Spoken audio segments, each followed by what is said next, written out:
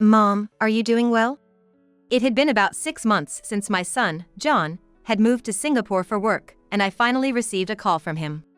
I'm doing fine. You sound good too, John. Hearing my son's voice and feeling reassured, I was about to express my excitement when John excitedly said, "It looks like I'll be able to come back to the US for the end of the year." "You guys don't have any special plans, right?" "At home, we'll be preparing a feast. It's not that we don't have plans, but it's the usual end-of-year routine." "I'm looking forward to your holiday cooking, Mom." Thinking about making lots of John's favorites, I suddenly remembered something. "By the way, thank you for sending me $100 every month while you're abroad. I'm saving up little by little." I finally expressed my gratitude for the monthly allowance. The $100 monthly allowance. Though it might seem a small amount, I was very happy knowing that my son was thinking of us, even a little. However, after a moment of silence, John said, "What? Wait a minute. I've been transferring $2,500 every month, haven't I?" "What? Where did the remaining $2,400 go?" Just then, my husband, Max, returned from work. I, suspecting something odd about my husband recently, decided to confront him. My name is Tamara, 49 years old. Living peacefully with my husband, Max, who is 4 years my senior. "Did you hear from John?" Max asked me when I was preparing breakfast. "Yes, he's doing fine. Why don't you contact John yourself? He'd surely be happy to hear from you." After graduating from college, my son, John, joined a machinery manufacturer. He had longed to work abroad.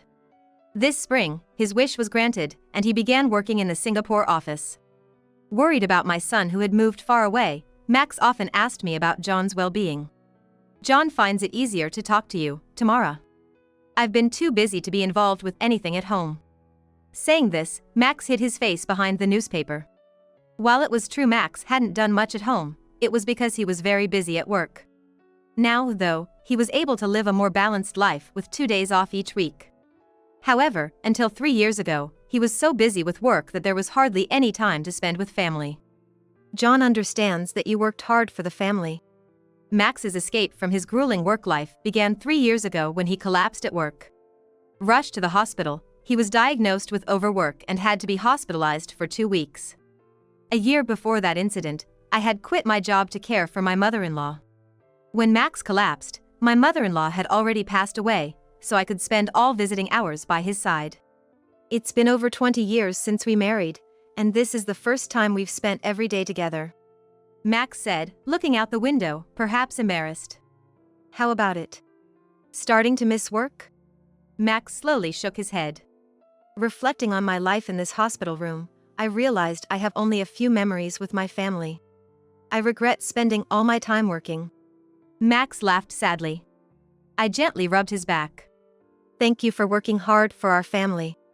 But don't overdo it anymore. We have enough savings to cover John's tuition, and I want you to take care of yourself from now on." Looking into my eyes, Max's eyes were moist. Afterward, Max requested a transfer at his company and was moved to his current department. "Would you like to go see this movie tomorrow?" Now with weekends completely free, Max initially struggled with what to do but became brighter as he tried new things. I found it endearing when my usually gruff husband asked me out. What surprised me was that Max got into hiking. Neither of us had ever hiked before, but encouraged by friends who said it was fine for beginners, we went hiking together for the first time. The warm spring breeze swayed the flowers, and sunlight danced on the ground through the leaves. Max, who replied to the chirping of birds and then smiled shyly at me, said, "Is this what they call forest therapy? Nature is amazing. It really is wonderful. Hey, why don't you find out about more hiking trails we could try?" Not just my husband, Max, but I too have been completely charmed by the wonders of nature, and when the weather's nice, we often go hiking together. Our marriage was never in trouble, but ever since Max collapsed and we reevaluated our life, we've come to cherish the time we can spend together, living more peacefully. As the mornings and evenings started to cool down, marking the arrival of autumn, I suggested to Max, "Hey, how about we go see the fall colors in October?" We were both instantly captivated by the autumn scenery of the mountain we happened to see on TV last year. "I'm looking forward to going there together next fall," Max promised, making me eagerly anticipate the arrival of autumn. I had assumed Max would agree without hesitation. However, when our eyes met, Max quickly looked away. Max? Don't you remember the mountain? We saw it on TV together last year. Did we? Max said and then left the house without telling me where he was going. What's with him? I was a little upset to know I was the only one who had been excited about a promise made a year ago. While we had our moments of frustration early in our marriage, it had been decades since I last felt angry at Max. So, I was both upset and shaken at the same time. Max is already 53 years old, maybe he genuinely forgot. It's hard to fight age. I wanted to brush it off thinking that, but I started feeling more and more uneasy about Max. On weekends, Max began leaving the house early in the morning by himself. He'd return in the evening, sometimes even after 10 p.m. Welcome back. You're late. Yeah, I had some errands. Went out to eat with a friend. Sorry for not calling. His tone was as gentle as always, but he wouldn't meet my eyes and quickly headed to the bathroom. Where had he been? Has he been acting strange lately? I thought about following him but decided against it. We've never been the type to pry into each other's schedules too much. We trusted each other, and that comfort was what made our relationship work. So, as much as I was concerned about Max, I couldn't bring myself to ask anything more. Then, as if to add insult to injury, Max suddenly suggested, Tamara, maybe you should start working again soon? I was taken aback by his words. After all, I quit my job to take care of your mother. What kind of way is that to say it? I wanted to lash out but forced a smile instead. I do want to stay connected and work, of course. But I'm 49 now, and I'm worried if there's anything I can do at this point. Age doesn't matter. The kids are grown, and we don't have to worry about caregiving anymore. Think about it, okay? As I silently nodded, Max seemed satisfied and quickly went to the bedroom. Something's definitely off. Amidst these uneasy days, I got a call from John. Mom, are you doing okay? I'm fine. You sound well too, John. Hearing my son's voice brought me relief, and he excitedly continued. I might be able to come back to the US for the end of the year. You guys don't have any special plans, right? We'll be making a feast. It's not that we don't have plans, but it's the usual end-of-year stuff. I'm looking forward to your holiday cooking, Mom. As I got excited thinking about making a lot of John's favorites, I remembered something. By the way, thank you for sending me $100 every month even though you're abroad. I've been saving up little by little. The $100 monthly allowance. It might seem like a small amount, but I was very happy knowing John was thinking about us. Ever since he was little, John was always worried about his father, who was too busy to relax at home. I'm gonna buy Dad a great sofa so he can relax at home when I start earning. John, always so thoughtful, had been saying this since he was in middle school. So, I decided to use John's allowance specifically for buying a sofa, saving up diligently for it. However, after a brief silence, John said, What? Wait a minute. I've been transferring $2,500, haven't I? This time, I was the one left in silence. Just then, Max came home from work. Dad's back. I'll call you back later. I hurriedly ended the call and confronted Max. I just got off the phone with John. Is the allowance not $100, but $2,500? Max instantly became visibly upset. I just got back from work and you're starting with this? I'm not being loud. I'm just asking something important. Since when did you become so greedy about money? What's with that attitude? I glared at Max and went back to the room to pull out his bank book. The allowance from John was deposited into Max's account, and he was supposed to withdraw it and give it to me. I had been grateful for the $100 Max gave me without suspecting anything. But seeing the bank statement, I was stunned. Just as John said, $2,500 was being deposited every month. And I found out that the entire amount was being withdrawn. Meaning, out of the withdrawn $2,500, only $100 was given to me, and Max was using the rest of the $2,400 for something else. Why pretend you didn't know? I wouldn't have been this mad if you had just told me you were using the $2,400 for yourself. Why keep it a secret? Showing him the bank book, Max clicked his tongue in annoyance. His attitude made my blood boil even more. What's with that attitude since earlier? Not just today. You've been acting strange lately. When I confronted him, Max glared back and said something unbelievable. I'm done with this house. I want a divorce. Divorce. My world went dark. In our 25 years of marriage, we had never had such a terrible fight, nor had the thought of divorce ever crossed my mind. I was so shocked by Max's declaration of divorce that I silently retreated to my room. Alone in the dark, I tried to sort out my thoughts. Lately, Max hadn't been going out with me, always going somewhere alone. He had also been somewhat distant. And now, he was using most of John's allowance for himself. Could he be cheating? I was overwhelmed with despair. No way, not him. My mind was torn between wanting to believe in Max and his recent strange behavior. I bit my lip to hold back, but tears started flowing freely. Trying not to make a sound, I crawled into bed and ended up crying myself to sleep. The next morning, as I was making breakfast, Max greeted me as if nothing had happened. Good morning. My heart was pounding, but Max acted as if yesterday's events were completely forgotten. No way he could be cheating. My clumsy husband couldn't possibly manage an affair. That thought gave me a slight sense of relief until Max, without looking up from his newspaper, said, I'll be on a business trip for a week next week. I'm leaving Sunday afternoon and will be back Saturday morning. Okay. A week-long business trip just like that. He must be cheating.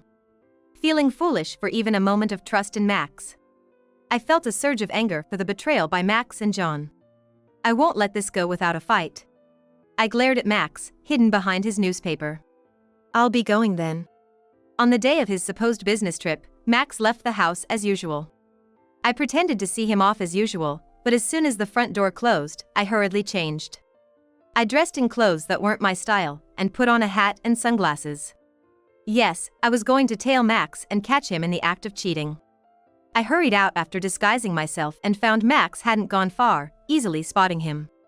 He strangely took a detour through a park, taking pictures of flowers, and stopped in front of a cafe we used to frequent, looking nostalgically at its sign. Max's behavior was clearly off. At the train station, he looked around nervously. After a while, a woman approached him. Noticing her, Max's expression softened.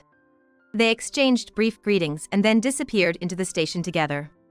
Though I had braced myself for the worst and was tailing him to gather evidence, facing the reality left me paralyzed. Since when had I been betrayed? I watched their retreating figures in shock, quietly crying so as not to draw attention. For a week, I pondered my future alone. That's right, he had told me to find a job again. So that's what it was about. He wanted a divorce, so he suggested I find a job to support myself. When had he started thinking about divorce? At least until spring, he had been inviting me on hikes, and I thought we were getting along well. No matter how much I thought about it, I couldn't understand what had changed in Max's heart. After over 20 years of life together, in the end, I realized I didn't know anything about my husband. As I mindlessly watched TV, that mountain happened to come on the screen. In about 2 weeks, the foliage will be at its peak, slowly turning red. Dwelling on the past won't change anything. I need to move forward, even if slowly. And I'll go see the fall colors alone. With resolve, I pulled out the divorce papers I had picked up on my way back from tailing him. And then, as planned, my husband returned on Saturday. I'm home. His voice was a bit low. Realizing I won't hear it anymore made me feel a fleeting sadness, but I clenched my jaw. This. When Max entered the living room, I handed him the divorce papers without expression. He stared at the papers for a moment, silently put them in his bag, and went into his room. After a while, he came out with a packed duffel bag. This means I can be with Nancy now. I'll file the divorce papers tomorrow myself. I'll come back for my stuff later, just leave it. Max said and quickly left. He had been looking down the whole time, so I couldn't see his expression, but his voice was shaking for some reason. You wanted the divorce, Max, so why is your voice trembling? Alone, I cried my heart out. The next day, I stood in front of the company where I used to work, dressed in a suit. My former boss was approaching. It's been a while. Thank you for taking the time to meet with me today. During the last week, I seriously looked for a job to live on my own. Preferably a full-time position. That's when I thought of the company I left 4 years ago.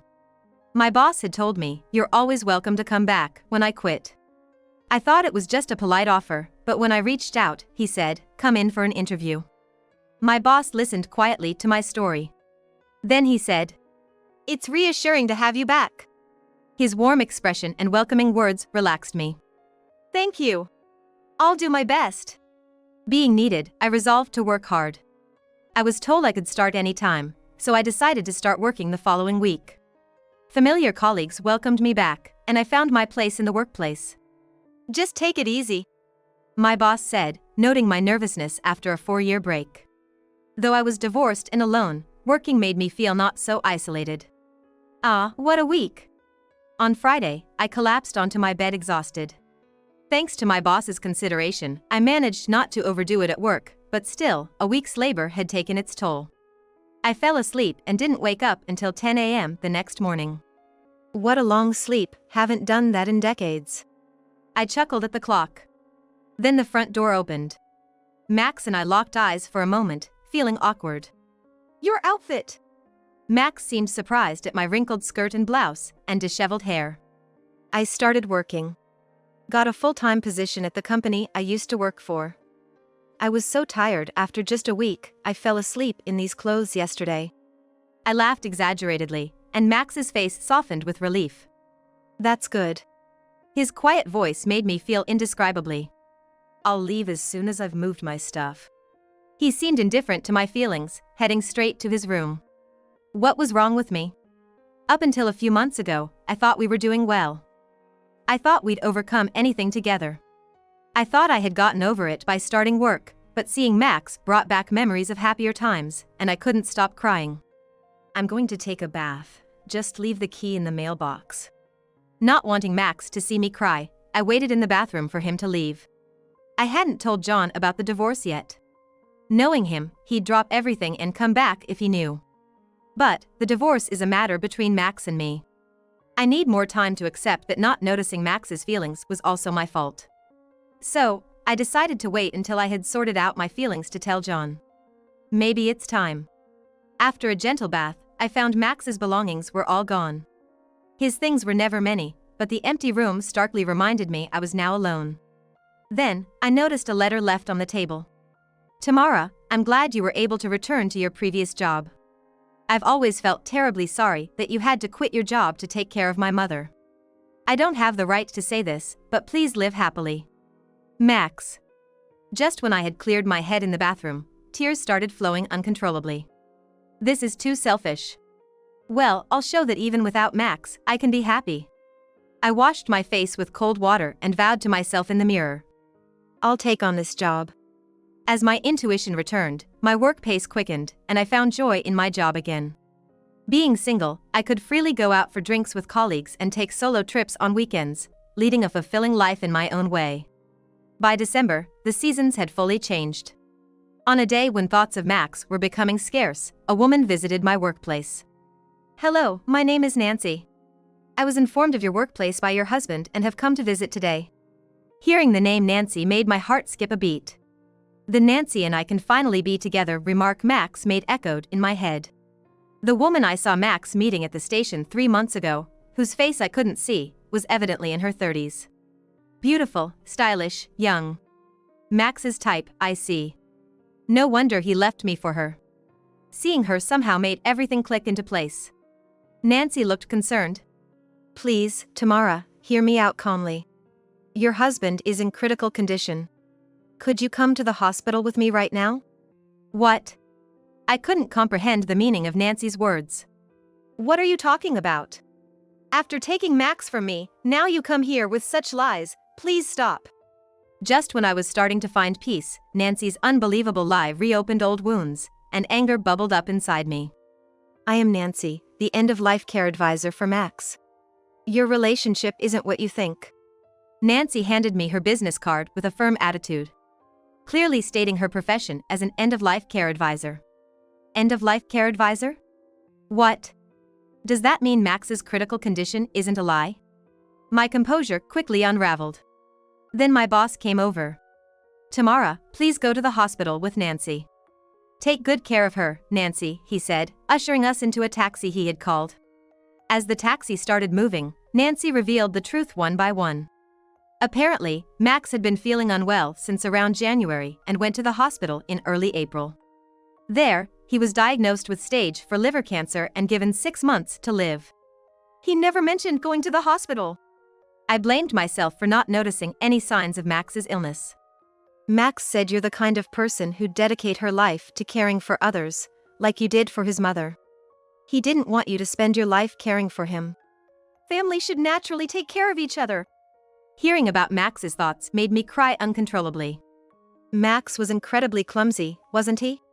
When he brought the divorce papers, I even scolded him. They haven't been submitted, so you are still legally his wife. Nancy showed me the unfiled divorce papers. Seeing my section filled out but not submitted, I broke down crying, not caring who saw. Nancy gently patted my back. Until summer, he took weekdays off for his appointments, but since September, his condition worsened, and he started going to the hospital even on weekends. He was hospitalized for a week. I had misconstrued his hospital visits as cheating trips. The truth made me regret not being more understanding. Nancy pulled out a bank statement from the envelope. He asked me to give this to you. I was shocked at the amount. Max had been saving most of John's allowance and his own money long before his illness was discovered, thinking he would pass away before me and wanting to ensure I wouldn't face hardships. Max heard you were saving John's allowance to buy a sofa for him. But he wanted you to buy something for yourself. So, he lied about the allowance being only $100 to prevent me from buying the sofa? Just a word would have been enough. I was exasperated with Max, but then realized that's just how he was. Unspoken, clumsy, but he cared for me more than anyone else. Please hurry! I wanted to look into his eyes once more and convey my feelings. Until we reached the hospital, I prayed fervently that Max was still alive. This way! Following Nancy, I entered my husband's hospital room. There, Max lay peacefully asleep on the bed, connected to many tubes. The doctor informed us that he was currently stable due to medication, but his condition could change at any moment. In the 3 months since I last saw him, Max's appearance had drastically changed. His cheeks were sunken, and his skin tone was poor. The thought that he had been fighting this illness alone. I was in shock. What was the point of our marriage if not to be together until the end? I grabbed Max's hand tightly and shouted. Then, a single tear rolled down from Max's eyes, and he weakly squeezed my hand back. Max! It's Tamara! Do you understand? Max slightly opened his eyes to see me and nodded. Tamara, I'm sorry for keeping my illness a secret. I'm sorry, this was the only way I could think of to spare you from sadness. Speaking seemed to take a lot of effort, but Max managed to apologize properly. I'll never leave you again. There's so much I want to tell you, so you better listen. At my words, he nodded with a peaceful expression. Miraculously recovering for a moment, I showed Max a photo. I went to that mountain. Max looked surprised. I can go hiking alone. It's one of my hobbies after all. Max nodded at me and then squinted his eyes. The fall colors are beautiful. I wish I could have gone with you, Tamara. Hearing Max's fragmented words, I couldn't hold back my tears any longer. Look, we're watching it together now. You're right. Thank you, Tamara. Max kept gazing at the photo of the fall foliage. That evening, John, who had rushed back home, arrived at the hospital room. John, take care of your mom for me.